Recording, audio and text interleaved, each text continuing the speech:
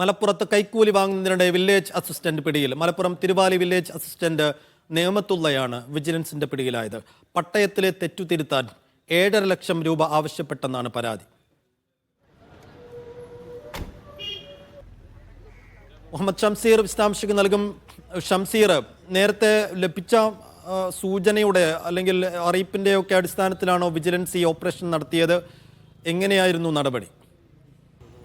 തീർച്ചയായും സൈഫു, നേരത്തെ ലഭിച്ച വിവരത്തിന്റെ അടിസ്ഥാനത്തിലാണ് ഇങ്ങനെയൊരു കുരുക്കുണ്ടാക്കി വില്ലേജ് അസിസ്റ്റന്റിനെ വിജിലൻസ് പിടികൂടിയിരിക്കുന്നത്. 1 ഏക്കറിലേറെ വരുന്ന സ്ഥലത്തിന്റെ പട്ടയം തിരുത്താൻ വേണ്ടിയാണ് തിരുവാലി വില്ലേജ് അസിസ്റ്റന്റ് കൈക്കൂലി ചോദിച്ചത്. 7.5 ലക്ഷത്തോളം രൂപ കൈക്കൂലി ആവശ്യപ്പെട്ടുവെന്നാണ് പരാതി. ഇതിന്റെ ആദ്യ ഗഡുവായി 2 ലക്ഷം രൂപ ആവശ്യപ്പെടുകയായിരുന്നു.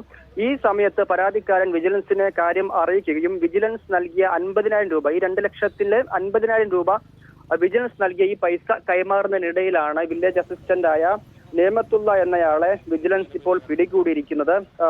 ആദ്യ ഗഡുവായി 50,000 രൂപയും പിന്നീട് ബാക്കി തുകയും നൽകണമെന്നായിരുന്നു ധാരണ. ഇതനുസരിച്ച് ഇത് വില്ലേജ് ഓഫീസിൽ വെച്ചായിരുന്നില്ല, പുറത്ത് വെച്ചൊരു സ്ഥലത്ത് ഈ തുക കൈമാറുമ്പോഴാണ് ഈ നേമത്തുള്ള എന്ന വില്ലേജ് അസിസ്റ്റന്റിനെ വിജിലൻസ് പിടികൂടിയിരിക്കുന്നത്. ശരി, മുഹമ്മദ് ഷംസീറാണ് വിശദാംശങ്ങൾ നൽകിയത്.